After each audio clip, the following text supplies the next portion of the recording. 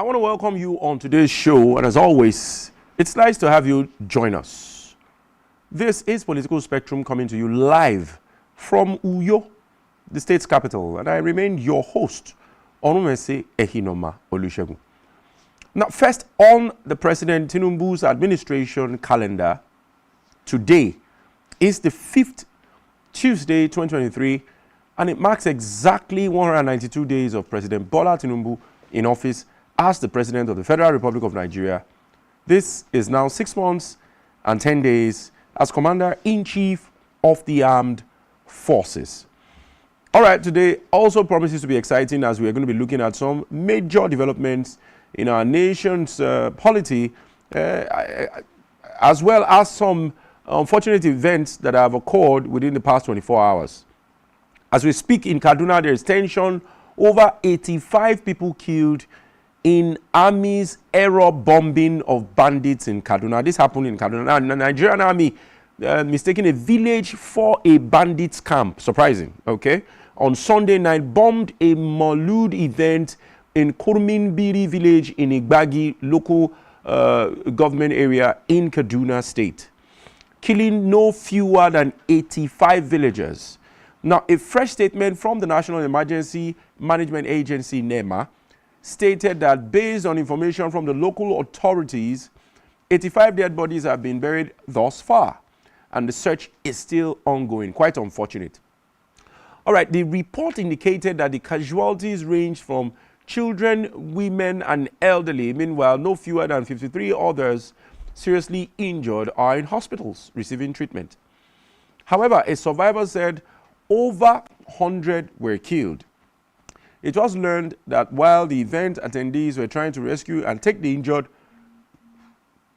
to a nearby health facility and the dead for burial, the aircraft returned and dropped a second bomb, causing further damage in the village. Meanwhile, the Nigerian Air Force has distanced itself completely from the bombing of the village. This came as Governor Ubarsani of Kaduna State ordered a thorough investigation into the incident to forestall future occurrence. Now, the governor also convened an emergency security meeting that had in attendance representatives of the Nigerian Army, the Commissioners of Police, Director of Department of State Services, DSS, Chairman Jamatul Nasir Islam, JNI Kaduna State Chapter. Similarly, the Christian Association of Nigeria, CAN, has expressed sadness over that unfortunate development. Meanwhile, the Arewa Youth Consultative Forum, AYCF, described the incident as a sad news and called for a thorough investigation on this avoidable mistake. Meanwhile, the General Officer commanding 1 Division Nigerian Army, Major General V. Okoro, yesterday briefed the Kaduna State government that the Nigerian Army was on a routine mission against terrorists, but inadvertently attacked affected members of the Kuminbiri village in Kaduna. Now, residents now narrate their ordeal of the same account.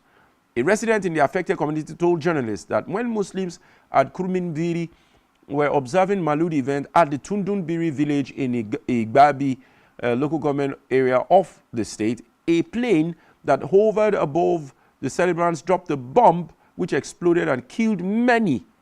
Another local in the village told media, "We are celebrating Maulud when the jet dropped the bomb, resulting in the immediate death of more than 50 people." As of the time of this update, search and rescue efforts are still ongoing as dozens of injured victims have been evacuated to Barau Diko Teaching Hospital by the government. Very, very unfortunate. And a lot of issues have arisen.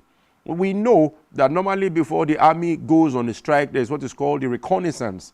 And reconnaissance is a major activity of the army, which is combing and browsing through to be sure that the enemies are pinpointed with a specific targeted locations, and the people that they intend to attack, there should be some close to 80, 85, 90% confirmation that they are the ones to be attacked. So how was this kind of mistake made, especially in a village where it was a mere celebration of an event? From air, would you not be able to see if it's a celebration or a gathering of armed persons?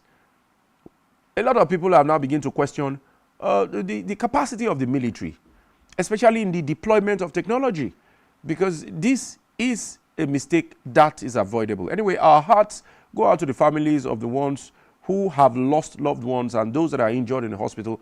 And we hope there is a thorough investigation into this matter, and someone must be called to order in this issue so as to forestall such a thing from happening in future. All right, we'll move into a quick development. We'll take you straight at the subnational level to Bayelsa State. We just left Kaduna. We'll go to Bayelsa State as we observe that crisis in the Labour Party in Bayelsa State as the chairman suddenly expels the governorship candidate, Eradiri Udengs. The Labour Party governorship candidate in Bayelsa State November 11th election has been expelled by the State Executive Council of the party for allegedly contravening the codes and conduct of the party. Now, it was learnt that the council, during its meeting held in Yenagoa at the weekend, also dissolved the local government and ward chairman of the party. The State Labour Party chairman, Eneyi Zudoga, made this known while reading the outcome of the meeting on Monday, while noting that the State Labour Party leadership took the decision to expel the former governorship candidate after they received information on his alleged illegal activities after the governorship polls, warning members of the public not to have any dealings with him and the ward chairman. Now he says, and I quote, after the party primaries and the governorship election on November the 11th, 2023, the State Executive Council has unanimously agreed that Mr. Udengs Eradiri be expelled. All party members should remain calm because the exercise is meant to strengthen our party and prepare us for the challenges ahead.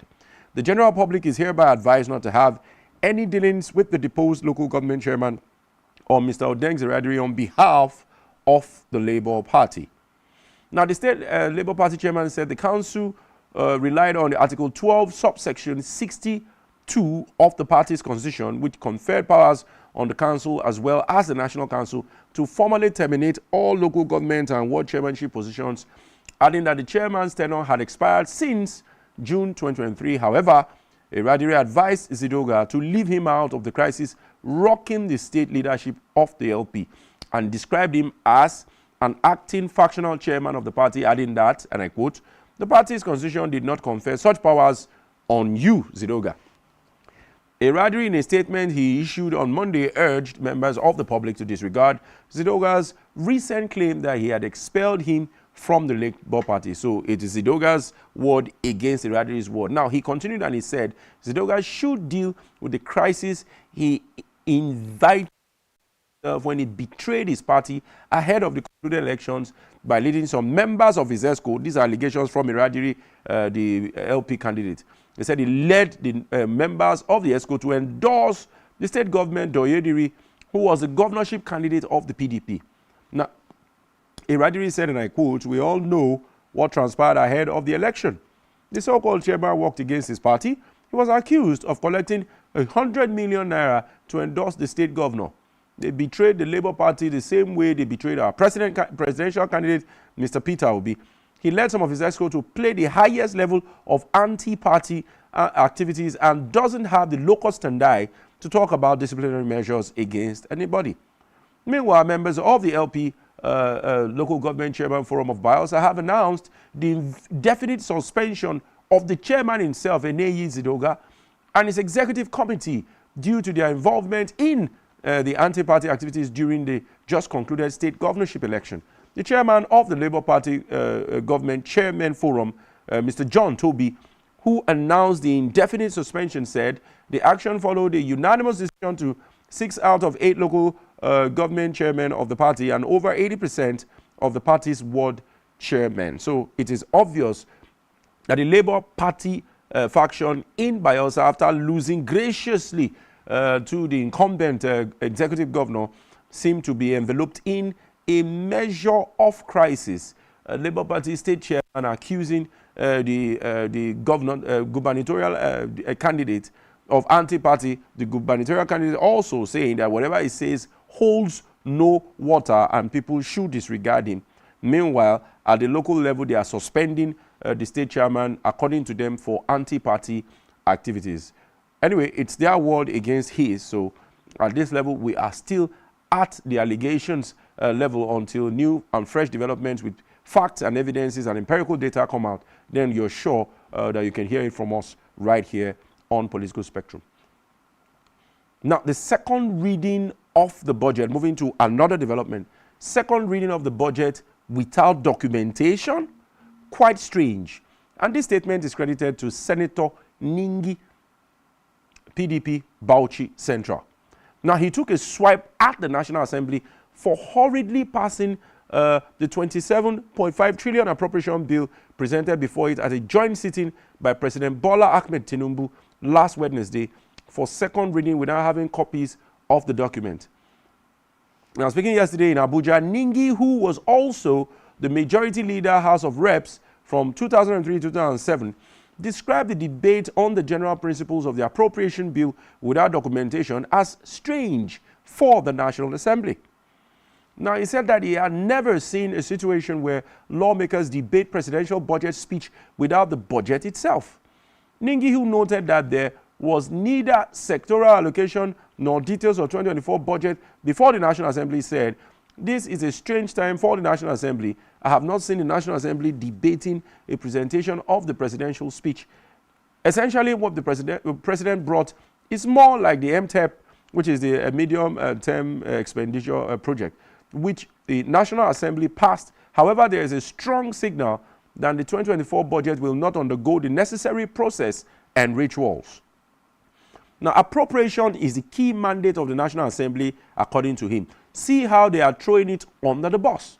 Recall that the Senate had on Friday passed for second reading the 2024 appropriation bill of 27.5 trillion presented before the joint session of the Senate and House of Representatives by President Bola Tinubu on Wednesday. Now, with the appropriation bill scaling second reading, the senators on Friday only spent 2 days on debating the 43-paragraph speech presented by President Tinubu and the 4-page lead debate by the Senate leader, Senator Bamidele Okpeyemi, APC Ekiti Central. Now, the lead debate has only the basic assumptions and parameters. Meanwhile, Senate Appropriations Committee will meet with ministries, departments, and agency stakeholders. Orders today to hold a one-day interactive session with ministries, departments, agencies of government, stakeholders, members of the civil society organizations, among others, on the 2024 appropriation bill. Now, the chairman of the Appropriation Committee, Senator Olamilekan Adeola, APC Ogunwe, said the session is to set a template for the speedy consideration and passage of the appropriation bill christened Budget of Renewed Hope, with the aim of maintaining the already established January-December budget cycle, as well as ensuring an impactful budget in the coming year. Now, let's take a listen to a renowned economist, Professor Ayo Teriba, who will deliver a paper on budget and budget process, delivering improved outcomes in 2024, while the Minister of Budget and Economic Planning, Senator Atiku Bagudu, will provide some insights into focal points of the 2024 appropriation bill. All right, let's quickly move into another quick development. In the midst of crisis, we have moved now to Edo State. In the midst of crisis, we already know that Edo Deputy Governor Shaibu declared for 2024 Edo gubernatorial race in the midst of crisis. Now, the Edo State Deputy Governor Philip Shaibu has officially declared to run for the 2024 governorship election in the state, even in the midst of misunderstanding between him and his principal, the governor. Shaibu, in a pre-recorded speech aired last Monday, said he would run for the governorship position on the platform of the PDP's People's Democratic Party, PDP, after his official declaration. Shaibu launched his campaign office in Benin City with the party supporters present. Now, according to him, after all consultations we've needed to now make the answer to our consultations known to our people, and the answer is clear. They have asked me to run.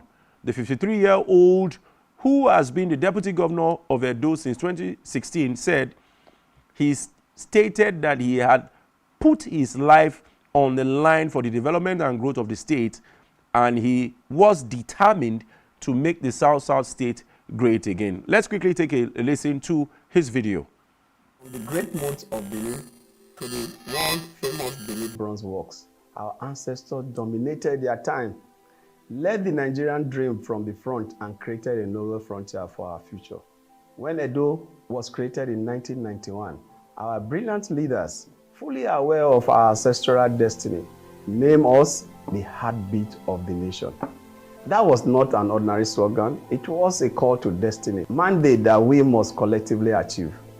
As your deputy governor in the last 7 years, I have had the privilege of working closely with our amiable governor, His Excellency Governor Godwin Obaseki, to lay a solid foundation for the progress in Edo State. Under our administration, we have seen remarkable achievements and milestones, but there's still much work to be done. I'm aware of the needs by the greater Edo people for a more inclusive government, a government of Edo people, by Edo people, and for Edo people, a government of individuals who have been there and know the pains and wishes of an average Edolite. A government together with greater Edo people will reignite the Edo spirit and transform our tomorrow. Since my foray into politics 3 decades ago, I have lived among you. You have loved me as your own son. I felt your pain at close quarters, sat with the elders to benefit from their words of wisdom, led the youth in many struggles for their rights, visibility, and freedom, learned the intricacies of modern governance, and built adequate service capacity. After all, I be original Edo son, 100% own boy. This is why today I stand before you with great conviction, resolved, as I declare my intention to run for the office of the governor of Edo State. My dear people of Edo State, this declaration is not just a political affair.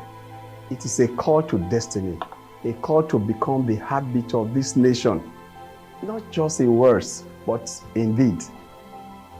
Therefore, I humbly seek your support, your trust, your nomination in this upcoming election as we embark on this journey together, united in our determination to make Edo State a better place for ourselves and the generation to come.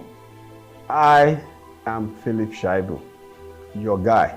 In our determination to make Edo State a better place for ourselves and the generation to come, I am Philip Shaibu.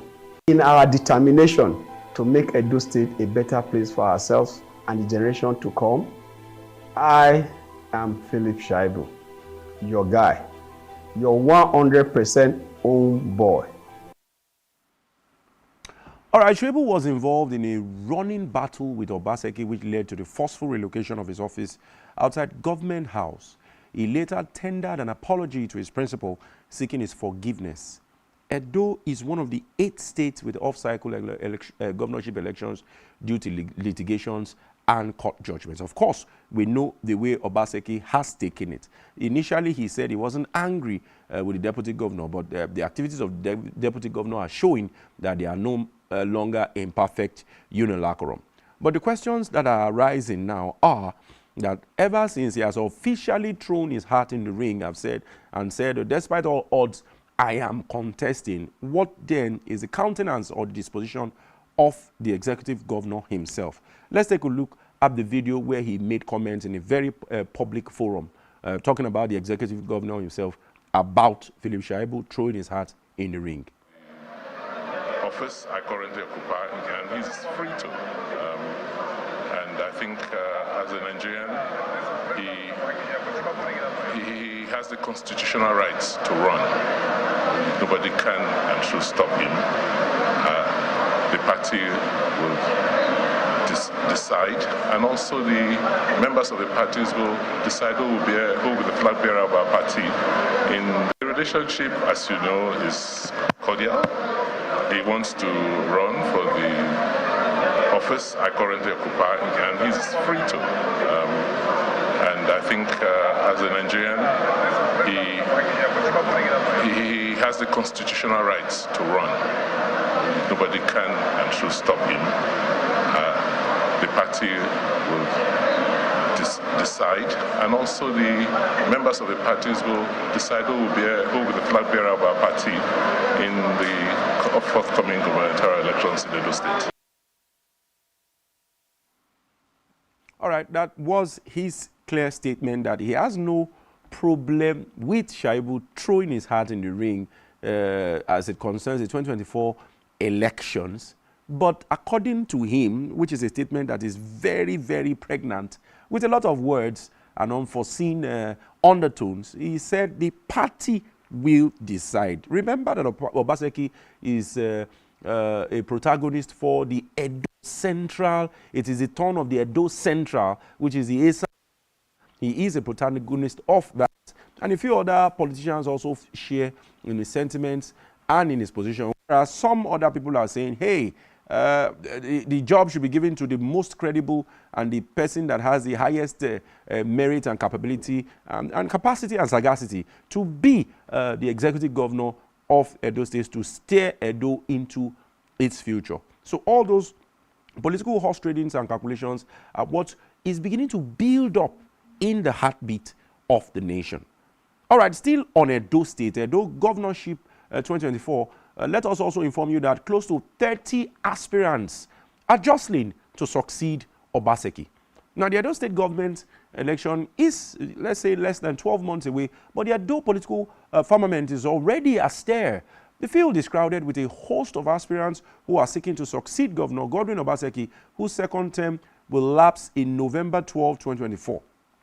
Now, as it is, the political atmosphere is getting tense, we already know, as political gladiators, contenders, and pretenders to scheme to be strategically positioned for electoral victory.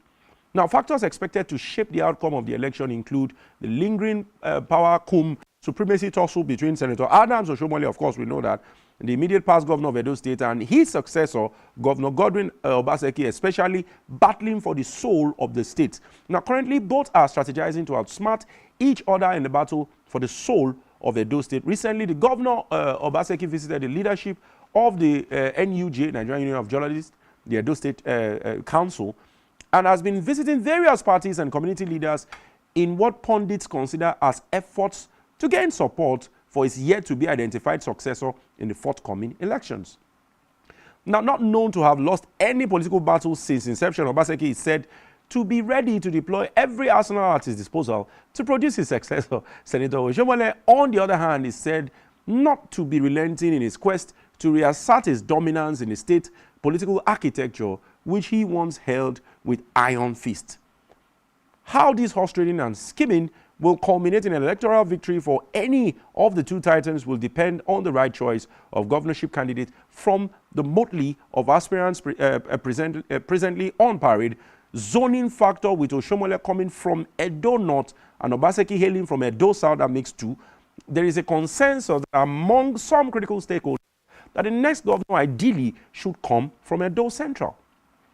Now, expectedly, Edo Central senatorial district stakeholders are lobbying and appealing to the conscience of the other zones for support in the spirit of equity, fairness, fair play, and sense of belonging for the zone to produce the next governor. Now, Senator Oshomole and Governor Obaseki are said to be favorably disposed to the Edo Central appeal and are looking in that direction to pick their choice candidate. So you see it, the die is basically set. But let us now meet some of the aspirants, irrespective of their political parties. Now, three parties are majorly featuring. Not three parties are the only parties that are featuring, but they are the most prominent parties that are featuring. That is the PDP, the main opposition, APC, and then the Labour Party. And these three parties account for no fewer than 30 aspirants jostling to become the next governor of the state.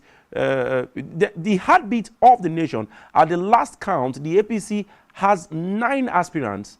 The PDP parades 6, while shockingly, the Labour Party has 15 aspirants that are officially recognized by the party.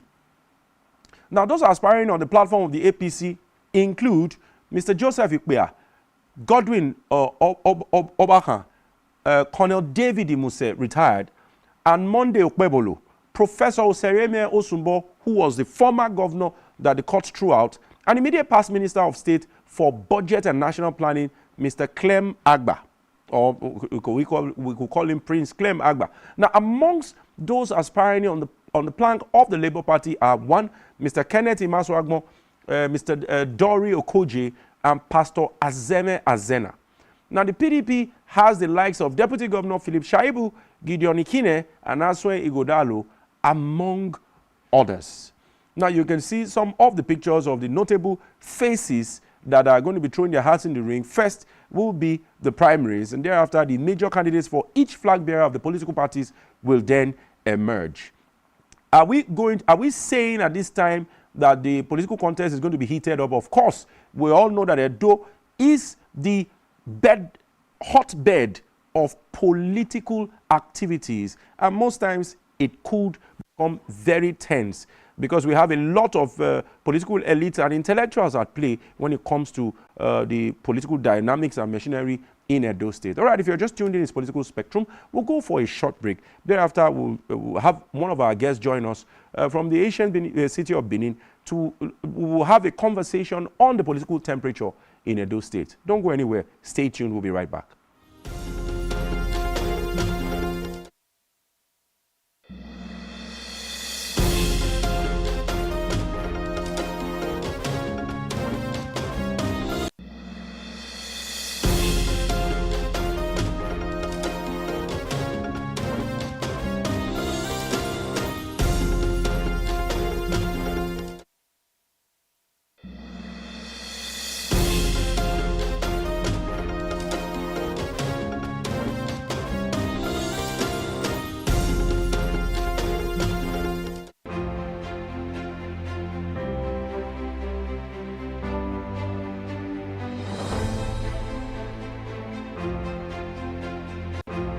From this budget. First, the Federal Executive Council approved, as part of this budget, the 8-point, I will say, agenda for the budget. Unfortunately, very unfortunately, nothing about power. Yet, in the same place, they are talking about employment. How are you going to employ anybody without power? How will the people who are welders, vulcanizers, and everybody do any work without power? So, and then in the main budget itself, I took time to go and look through the budget, and we are seeing that what was put for power was just about 3% of the total budget. Well, how will 3% of the total budget deal with an issue that is fundamental to the economy? Because if you don't have power, you do nothing. Every other thing that we are talking about, how would that work?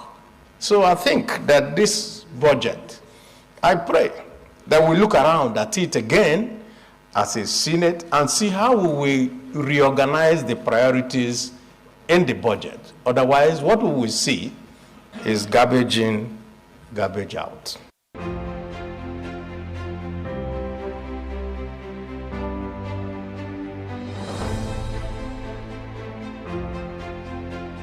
I wrote on the register that I want to speak today, not yesterday.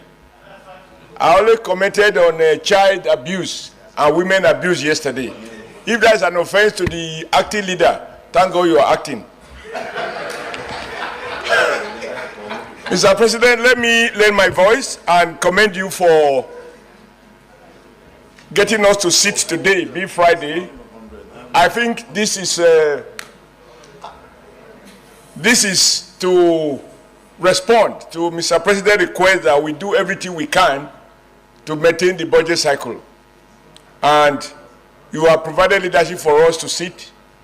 And that for me is an indication that we are ready to make all the sacrifices we need to make to ensure that the National Assembly is not found wanting in terms of the critical idea of when does this budget take effect. There is no need to recycle the arguments already made about the key objectives. They are laudable, they are clear, they are doable. But I want us to be careful in commenting on some of the issues that we had already discussed, namely exchange rate. Those were discussed about 2 weeks before. And I'm not sure it's going to be helpful for us to revisit it. Have we already passed a decision on it? But the additional point I want to raise is that exchange rate is not a matter for parliaments to debate. It should not be a political issue. It is a matter that should be driven by competent, well-skilled, well-thought-out macroeconomic policy. It is those policies in effect that will determine whether the Naira dashes up or it dashes down. I believe, as the President said yesterday, we are supposed to do everything bold, take tough decisions on the economy, block leakages, ensure that Nigerian people get value for money, and we sensibly focus on job creation, which simply means producing more at home rather than importing more from abroad. If those policies are achieved, they would actually have positive impact on exchange rate.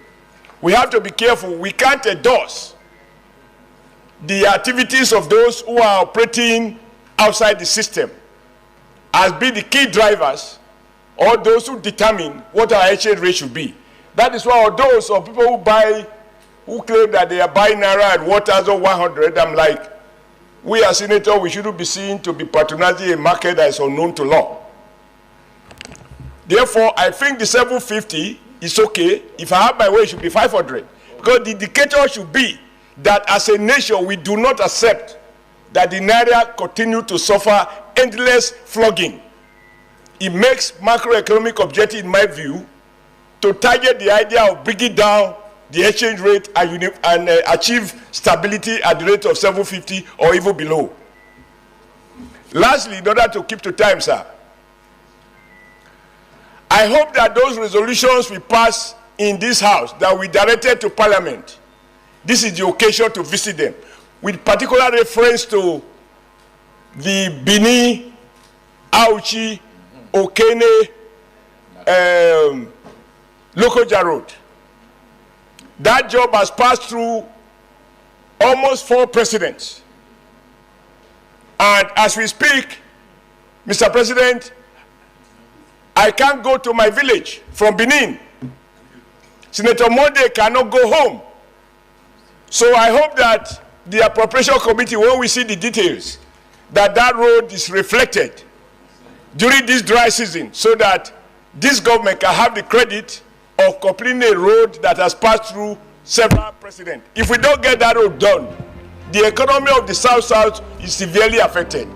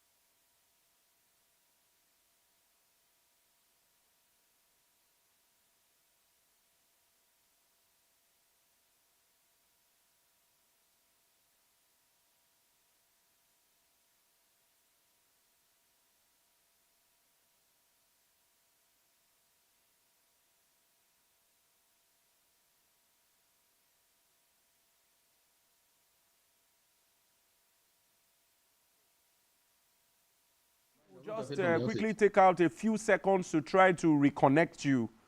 I do not know, because if you cannot hear me, we may not be able to have this conversation. No, I'm good. I can hear you now. Okay, you can hear me now. I can hear you now very clearly. Yeah. Okay, if my producer can hear me, please let's increase the volume of his sound. So how are you doing this morning? How is the ancient city of Benin this morning? The city is cool. The city is very cool. Exciting as ever. Okay. So there is common knowledge We that may be where Edo... we ought to be, but we are moving forward. That's good. So there's common knowledge that Edo is always the hotbed of politics. How is the political terrain like in Edo as at currently? We know we have about 11 months or thereabout to the all-important gubernatorial elections. So describe the political terrain in Edo as we speak.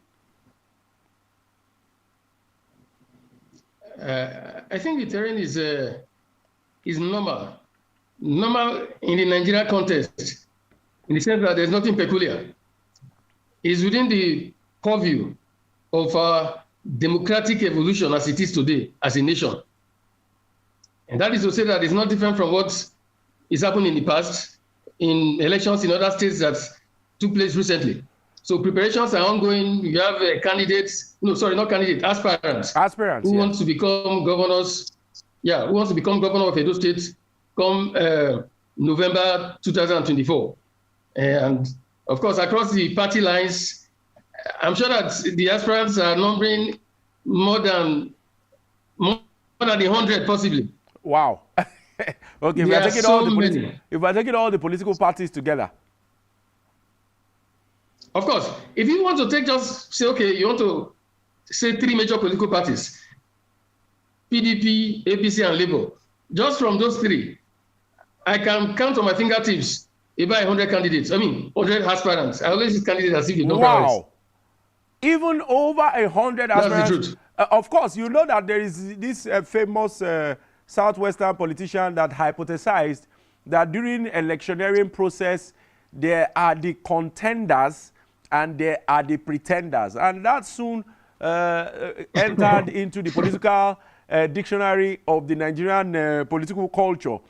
So maybe the 100 that you may have counted, a lot of pretenders could be there. Of course, you know that concept of pretend to be interested in the space so that people can call you and have a negotiation. So until the political parties begin to gear up towards the primaries, that we will know who are the real contenders and who have been the pretenders anyway. But just like you have raised, a few prominent faces are contesting in the Edo 2024 elections. I don't know if my producer can hear me. Can I respond to that stuff you said concerning... Okay, quickly respond, but let the producer throw up some of the faces of the prominent people that are contesting. But you can respond. Please go on. Okay.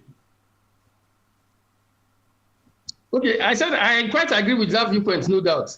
Even if it's not all-encompassing, that there are pretenders or contenders. I feel it's a bit beyond that.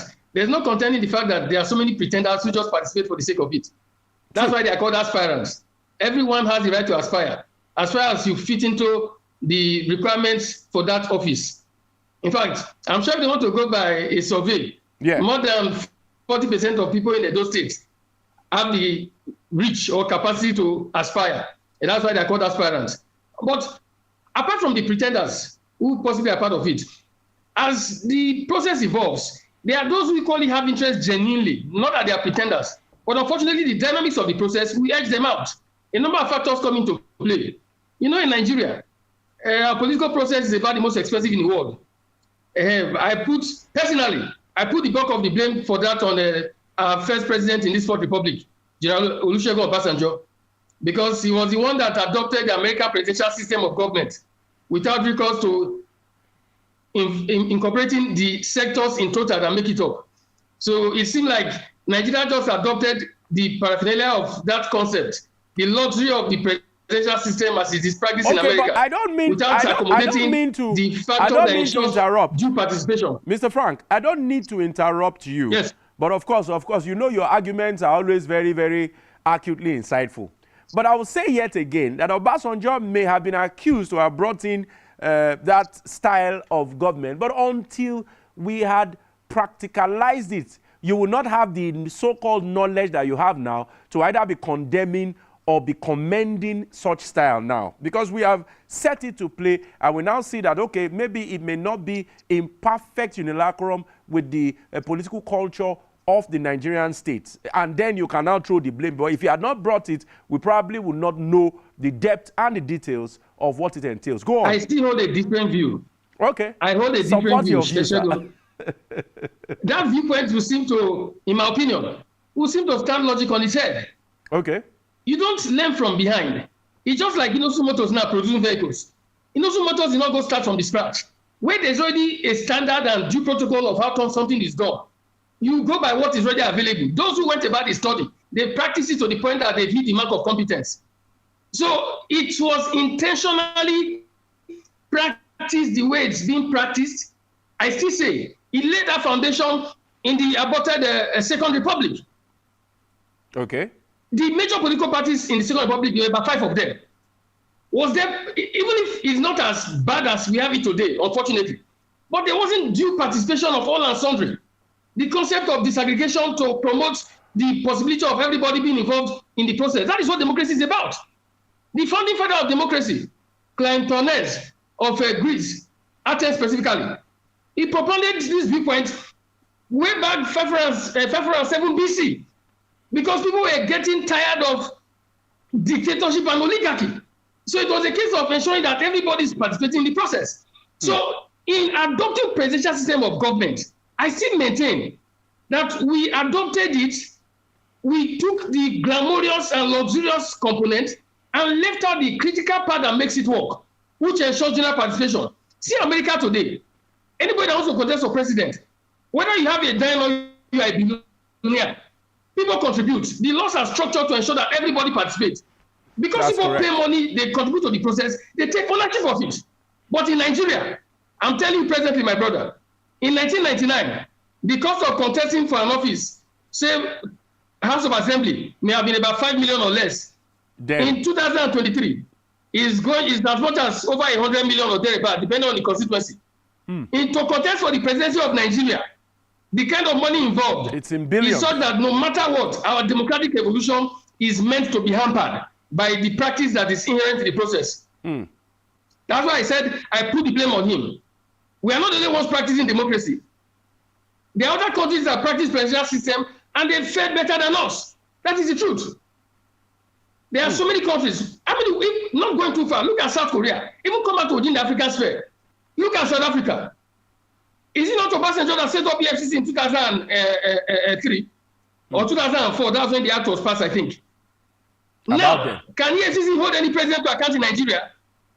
Even the governors are able to hold to account. There are those that are not pandering towards the center. All because that is where the system is structured. But in South Africa, just one woman, they call her the prosecutor, the police prosecutor. She was the one that held Jacob Zuma, that brought him to public domain, held him to account, and he was forced to leave office. He's even prosecuted today. He's gone to prison. That's the difference between the systems we practice. No Nigerian president can be held to account. Anyway, while you because of the system that is enshrined. And who set it up? OBJ. He came back in 1999 to reinforce what he started that failed. But you are talking about you are talking about two different things now. You are holding Obasanjo responsible for starting. I said to a large extent, yes. Yes, the presidential style. But you are also complaining that we are only magnifying the glamorous component of the presidential style. The major nitty-gritties, the major democratic elements have since been thrown away. And you used analogies in spite of cost for elections, amongst a lot of other things. So you are saying two things, and you are blaming it on Obasanjo. But I can assure you that Obasanjo is not the only politician. But let us come back to Edo. I want you, sir, to help us, for the purpose of the viewers who are probably not in Benin City, help us give us a brilliant summary of the feud that has occurred, the imbroglio that has occurred between the executive governor, current executive governor outgoing, and his deputy. Just lay a foundation and let us know what the status is as at present.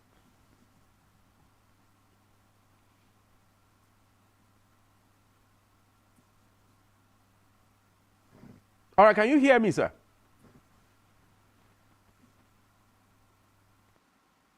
Mr. Frank, can you hear me? governor of this. Very, very clear. Okay. Now, so go on. I want to establish, let me start from the point. I can hear you clearly, very clear. All right, go on. Sir Martin Lipset wrote a book he published about 5 years ago. The title of the book is Political Man. In that book, he stated categorically that democracy as a system of government stands on 2 fundamental pillars pari passu. What are those pillars? The pillars of conflict and the pillar of consensus.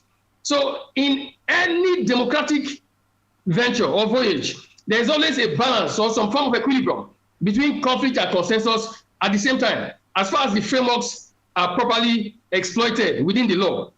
So on the issue of Obaseki and the deputy governor, unfortunately, Obaseki has hardly ever spoken on it, apart from some of his aides and a few folks who pander to him or lean to him. No, but you know, in the media, we hear all sorts of things. I can guarantee you that we have more than 15 different videos of Obaseki making comments over the political party PDP, his position with his deputy, especially before he sent him out of the government house, which we have even also tried to confirm.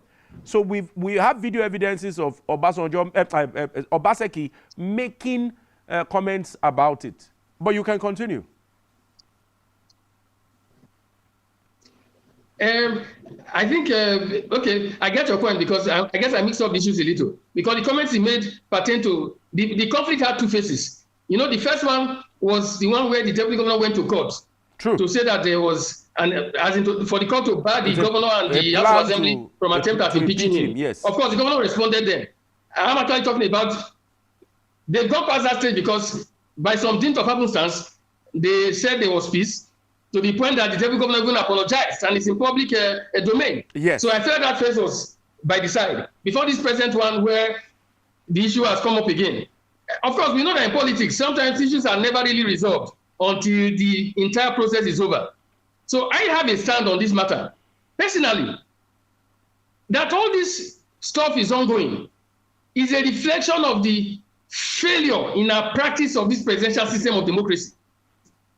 Like I made reference earlier, where I still said I put the bulk of the blame to a large extent on Obasanjo, because everything starts and ends on the table of leadership.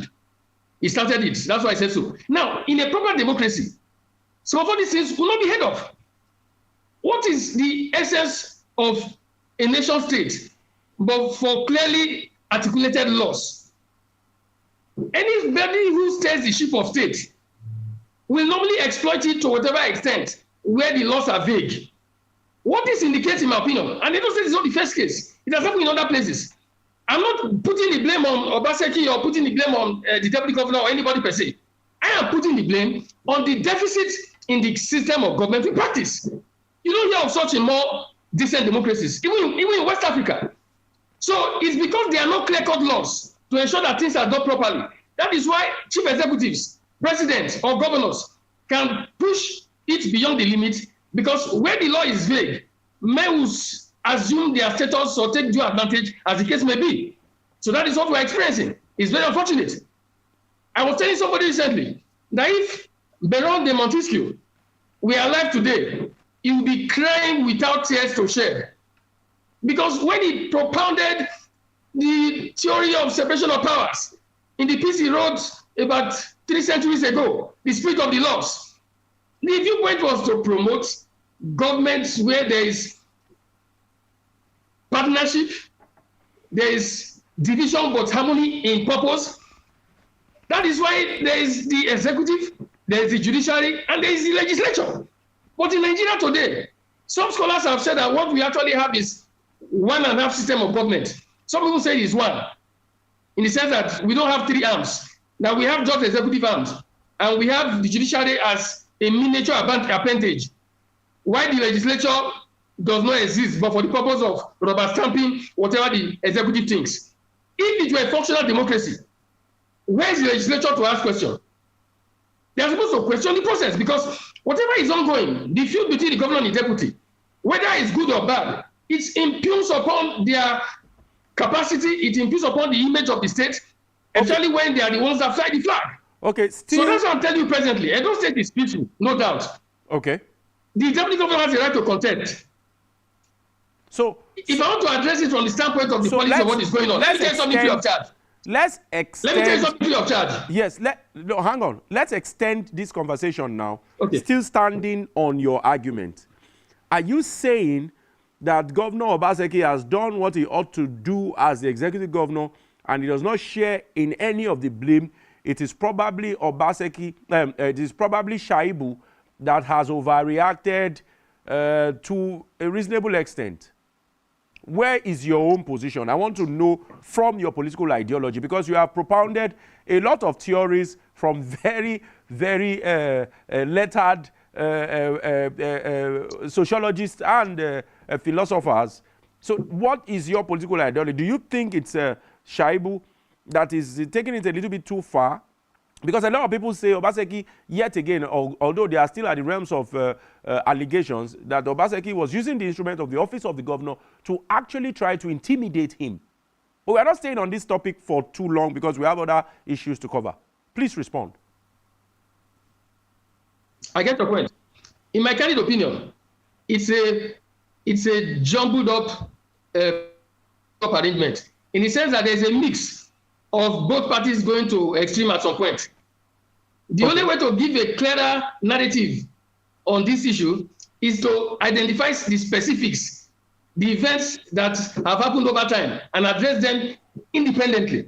But like I said, so it's help a mix. us identify. At some point, the governor went beyond the line, and at some point too, even the governor crossed the line. But I put the blame, like I said earlier, in the center, that, like they say, where there's no law, there's no sin.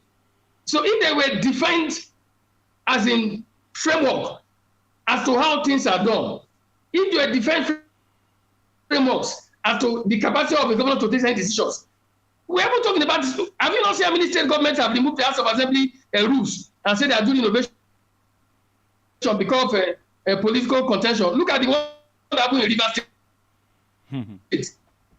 They will use taxpayers' money to rebuild that place. So I'm telling you that the primary blame goes to a failed institutional framework where things are not clearly defined. So where the law is vague, people will take advantage. So if you say the governor is wrong or the deputy governor is wrong, but it is not known. To ascertain that for real, it has to be by a statement of the court of laws. Mr. Frank, it is not known whether the governor at any point disobeyed any law. It's not also known that whether the deputy governor at any point disobeyed any law. So we probably may not be talking about law. We probably may be talking about the deterioration of the relationship of both parties as it affects the polity, the economy, the structure, the society of Edo State in general. I think that would be a better way to perceive it rather than compare it to maybe someone broke the law or something. But if they did break any law, in your own opinion, please educate us. No, Shagun, I think you missed my point. Okay. You missed my point. Before the era of laws, man was relegated to the state of nature. Tomoso wrote extensively on it, where life was nasty, brutish, and short. That was when they stated the evolution of laws to ensure some kind of balance and commonality in the way people perform their duties. And relate whatever is ongoing between the deputy governor and the governor, the framework by which it will be managed to ensure that such things don't happen, still fall back to law. Right now, have you seen any House of Assembly call a governor to question over any such things ongoing? No. All boils down to deficits in laws. I tell people, they say we have enough laws. The solution to lack of laws is making a more laws. There is no way issues are resolved in the affairs of men apart from resort to making laws. When we say laws, people just think that it's a case of reviewing the Constitution. When they define protocol, duties are spelled out, limits are defined. They are laws too. Even the protocol of your office right now, the fact that you are sitting down and there's a certain image behind you is within the ambience of the relevant law, even if it's a framework by which you guys operate. So it's in that context I'm using the word law. It's not from the extreme viewpoint of legal complexities. Okay, go on. So that's why I maintain that the governor has, at some point in time, pushed it beyond the limit, and the deputy too has done the same at some point. That is the truth. Okay. And that is where we are. Right now, the reason why the deputy governor has come out fully again is because he perceives, mark my words, he perceives that the governor would not be able to do what he possibly would have done before. Even if we are not sure the governor was intent on doing anything. But I'm just talking from the standpoint of the political interplay. Okay. Of what prompted the new phase of the deputy governor's onslaught or complaint. Because he has the right to contest. Nobody can stop him. Okay. Okay. If he loses the ticket, so be it. Okay. Even if I have my bias in terms of his political interest presently. Yeah. But I'm sure we'll get to that subsequently. Everybody has one bias or the other, because we are, in the end, we are all political animals. So long as you have the ability to have sentiments, the ability to perceive and take a position, of course you must have your bias. But moving on, we know that Obaseki, by the political culture in Nigeria, as the executive governor, is the leader of the party, the PDP. And his position is very clear. At this point, so long as my party is concerned and so long as Edo State is concerned, Edo deserves someone from Edo Central. It's not really going down well with Mr. Philip Shaibu, and of course, by his pronunciation to throw his hat in the ring in the contest already shows that his position is let the party throw it open. Let me start by asking you, from those two differences, clearly delineated differences, what would you say is the temperature of the PDP as we speak? Because of course we know that the PDP has been fragmented into shrapnels and pieces in Edo State because a lot of stakeholders have their own caucuses and all that. But how will you describe the PDP currently in terms of whether it has political momentum to be able to gather enough traction to be able to win the election? The PDP, for starters. In my kind of opinion, when you describe the state of PDP just now, I don't quite buy that viewpoint. Because yes, the way you describe it is like you are allowed to the fall of Babylon. You are allowed to differ. Now, my point is this. You said they are broken into pieces. They aren't really pieces in that sense. We have, even in parties that are extremely united, you still have diverse views. There are factions. The two major divide, as it were, is the folks who were leaning towards the former party chairman in the state, and former the national vice chairman, and those who similarly are pro the governor. And the governor is the governor of the state, the leader of the party. So those are the two divided basically. But I think to a large extent, by legal instruments, the governor's side emerged victorious. Unfortunately, to the best of my knowledge, there has not been harmonization to ensure that there is some sense of peace in the party. So that is where the divide stands. There are not as many as you put it, as if they are in pieces. Now, secondly, on the issue of the governorship, now the governor has his right to support a candidate or whoever he chooses to support. He has one vote, but he has influence because of his political status and our political trajectory. The Nigerian political system is such that the resources to run an election is much easier when you have power at the center.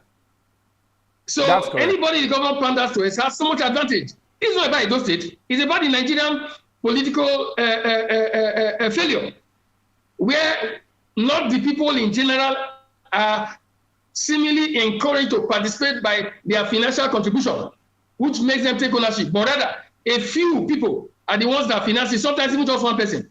That is why some people say what we have is actually oligarchy, which was what Clarence Tennis fought against to bring about democracy as far back as 507 BC. So my point is this. The governor has his right. But in this case, I said I had a bias. My bias, to a large extent, wears the gap of objectivity, considering the moment. Because Edo State has 3 senatorial districts. Okay. If you want to extract this Fourth Republic from 1999 till date, which is about 24 years, the first governor was from Edo South, Chief Lucky Nusara Benedion. His deputy was from Edo North. It's a joint ticket. What it meant was that Edo North and Edo South and Edo North enjoyed 8 years of that joint governorship sale over the state. Okay. between 2008 and 2016, because Osumba won election in 2007, but by court verdict, it is null and void. Yes. Before the law, it never existed. Yes. So it cannot be counted. Exactly. He was there for barely 20 months. So between 2008 and 2016, Oshomole had sway from Edo North. His deputy, Dr. Kwesi Odubu, is from Edo South. Another 8 years of Edo North, Edo South tangle on power in the state. That makes it 16. Now, from 2016 to 2024 that we're headed presently, 2 seconds of the tenure, as it were, Edo South has produced the governor, Godwin Obaseki, and Edo North has produced the deputy.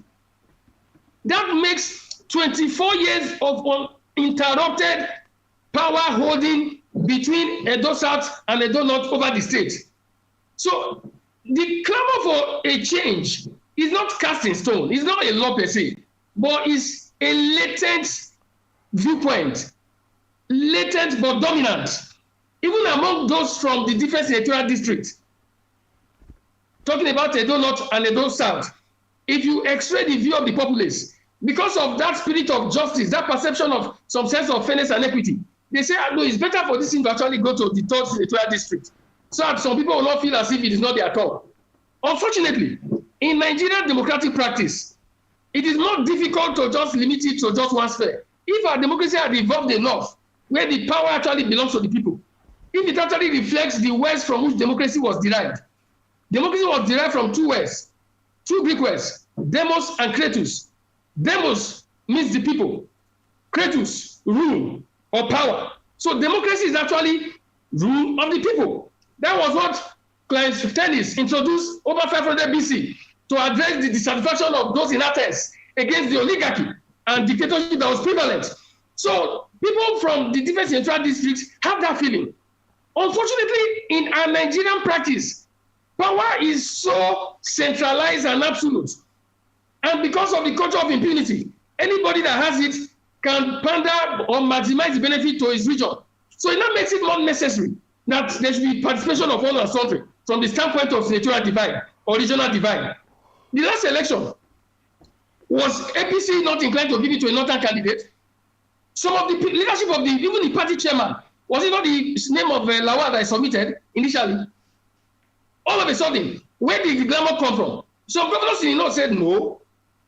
For the sake of justice, power has been in the north for 8 years. It wouldn't make sense for it to not come back to the north. Secondly, we may end up losing the election because people will vote from the standpoint of some sense of fairness and equity. They stood against it. That's how the party now to bring it back to the south. That's how people got the ticket. That's why I said it's latent. It's not very pronounced. It's not stated in the constitution. But for parties like PDP that have it clearly stated, especially in their constitution, so-called, in some form of power rotation, even if it's not as explicit as required to define where it should go to per se, but at least there's some semblance of it. So it is latent, but it's dominant. It manifested itself in the 2023 election at the national level. It's manifested itself in so many other states of the country. It has not been happening in Edo State itself from the outset. Not just now, from the Midwest era, when the Midwestern state was created in 1963. There's always been that sense of, okay, this region has produced, let it go to the other region. That is the truth. So presently, the preponderance of opinion is such that Edo Central should be the central district that the ticket should come from, across party lines. Okay. That's not to say that some people will not contest from other places, because the field is open for all and sundry.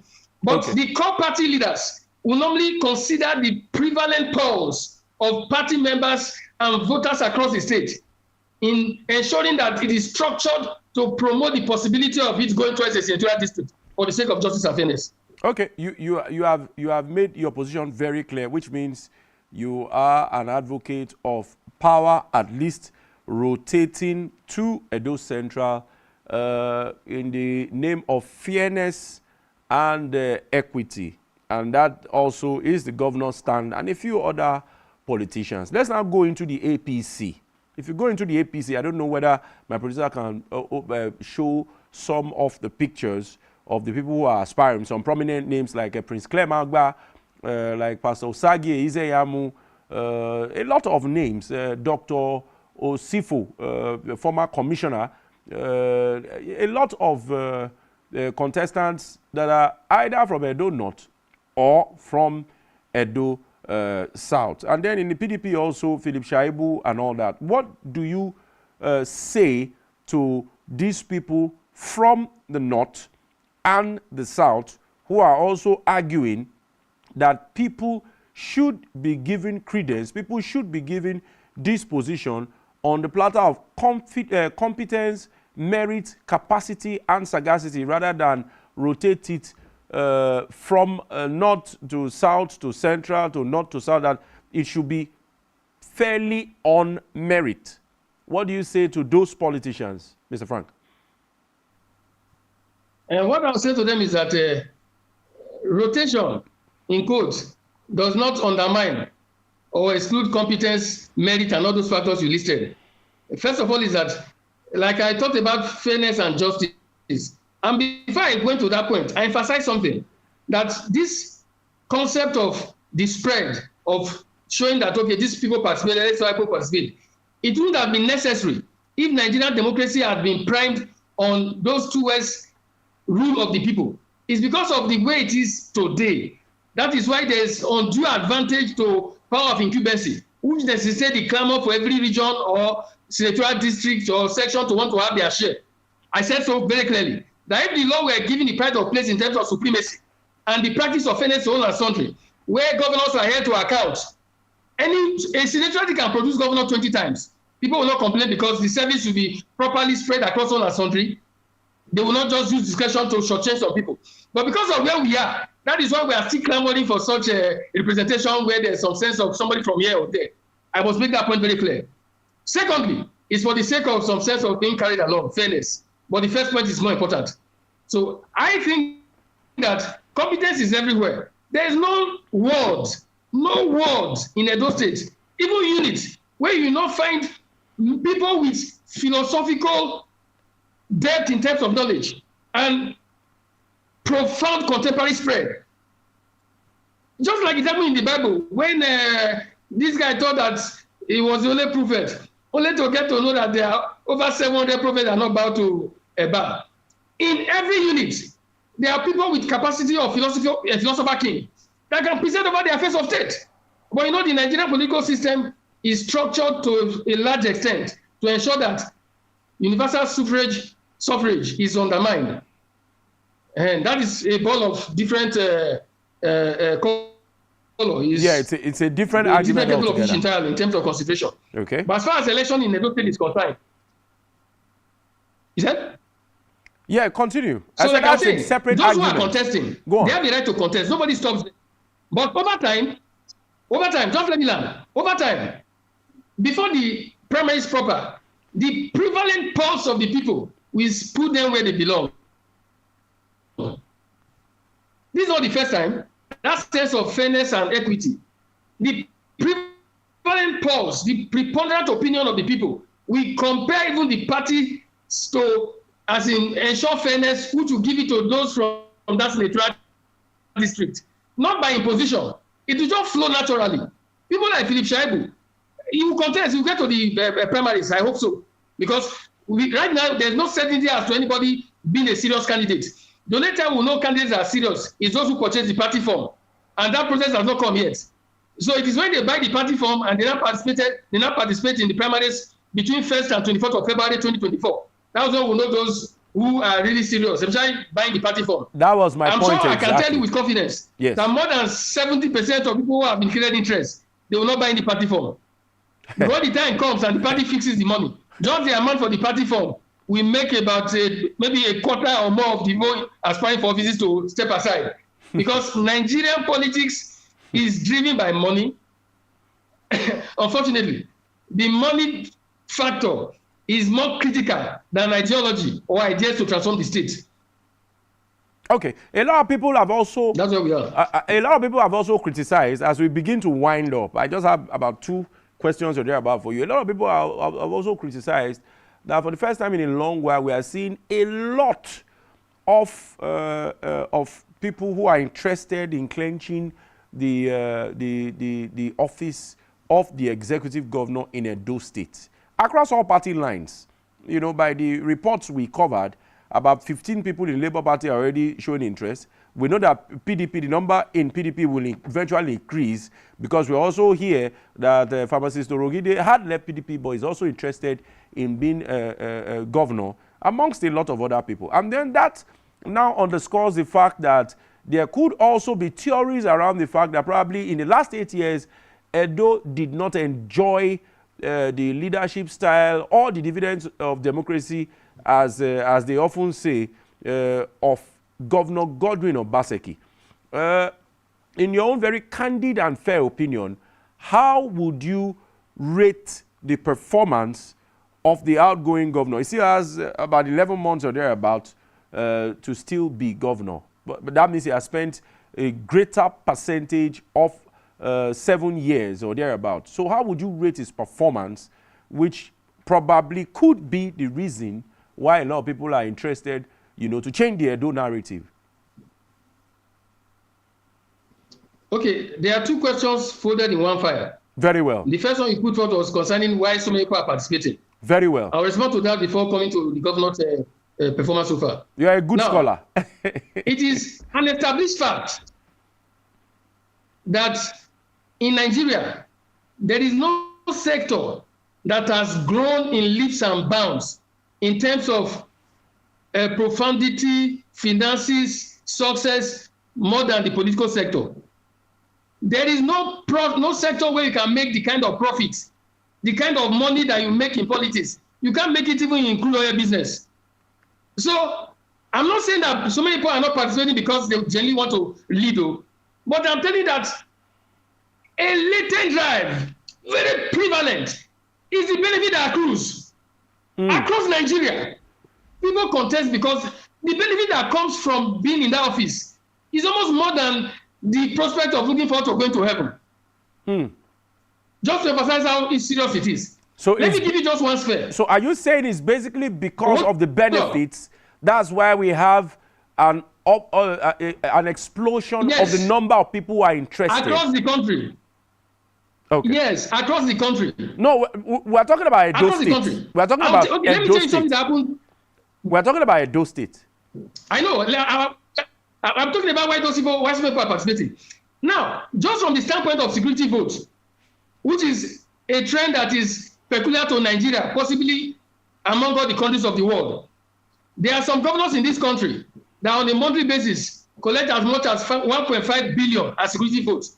Monies are not accounted for. So just imagine as a governor, a good one who uses discretion for the good of the people and chooses to spend, say, about 700 million on issues that can be traced and keeps 800 for himself. I'm saying the good ones, so mark my words.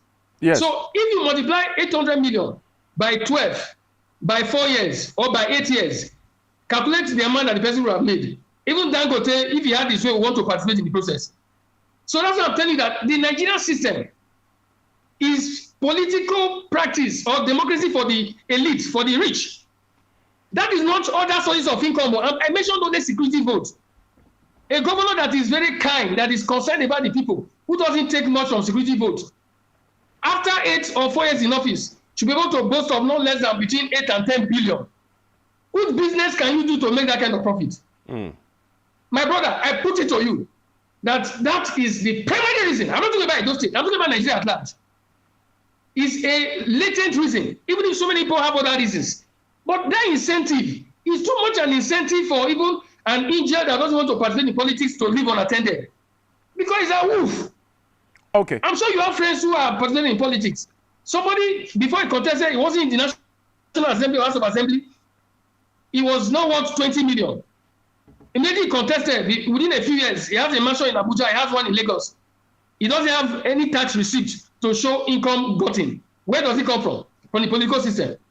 So it is where we are, and it's quite unfortunate. Okay, that is the truth. That seems to be pretty obvious. So on the Obaseki performance, speak to the performance of the governor. The second point, please. Since you say they are not connected. Yes. Go on. Now, in my candid opinion, you may not like Gio. I don't like him personally because he's not very. He's too studious. He's too serious. That's why I personally don't like him. But I like so much of his style within the context of our present democratic evolution. to a large extent, so many loose ends have been tightened. I didn't say all, I said so many. If you interface, you have friends in the civil service, in different sectors, you hear about the fact that channels by which monies are easily taken from the state. Previously, only when government writes for budget, supplementary budget, most of the time it doesn't happen because they want to construct road. It happens because the budget has been exhausted from the standpoint of recurrent expenditure. People changing car engine, repairing cars and traveling. Some people change their car engine twice a month, some 2-3 times a month. But he has introduced a model where you don't, even government car that you have access to, there's a tool that handles it. So it has reduced the number of loopholes. That is not to say that at higher levels, there is clear-cut estimate of what is going on. But that's why I said that I like his model. I didn't wish that we had a functional House of Assembly that can play the role of checks and balances as initiated by Baron de Montesquieu. I will score him 65%. Okay, 65%. 65%. 65%. The only area where I think he has failed to a large extent now, in the area of roads. Roads are so bad that unfortunately it's as if the weather chose to show him. You took that right out of my mouth, because I wanted to ask you in terms of critical infrastructure, in terms of course, we saw his predecessor build, there was a red roof revolution, amongst a lot of other clearly visible projects, although there are pundits who also argue that all those projects plunged Edo into deeper and deeper depths, because a greater percentage of all those projects were from borrowed monies without a clear plan to, to return those monies. So speak to critical infrastructure as we shut down, and speak to Obaseki's borrowing culture over the number of years, and let the viewers assess him as they listen to you. Mr. Frank. Yeah, I said when you mentioned the Red Revolution, even if it's gained momentum under Oshomole, because before Oshomole, unfortunately, Edo State didn't use to access the fund. Till date, there are some states in Nigeria that have not accessed that fund. It's free money. You bring your own, that's what they call it, counterpart funds. If you bring your own, you access what the federal government has kept that you can get. So it was Oshomole that started assessing it. That's why he takes the credit for the Red Roof Revolution. But it hasn't stopped. Up till now, it's still ongoing. I personally bidded for once or twice in the past, in the recent past, even if it didn't go as I expected. So I know it's ongoing. The C project is superb and not stop, it's ongoing. Gio's performance, like I said before, I give him 65%. He has tried in so many areas. If you go to the civil service, these days, the civil servant will close from work. Formally, they would like to leave the office. But you see, civil servants want to stay till 6. All because there's uninterrupted power supply. The air conditionings are chilling. It's even more cozy than a regular bank environment. So that is an incentive for good performance. And it's the first governor to introduce this e-governance stuff, where there's ease of... Let me give you an instance. Last week, somebody called me. He applied for his driver's license. His tax clearance for his vehicle. Vehicle papers. I'm not saying 1 week or 2 days. In 2 hours, vehicle papers that he applied for, he has gotten it. I'm not sure there's any state in Nigeria where that happens. So that's why I said that the areas where Gio has performed, there's no contesting that fact. But he has failed equally in some areas. No government can do all things. But the more important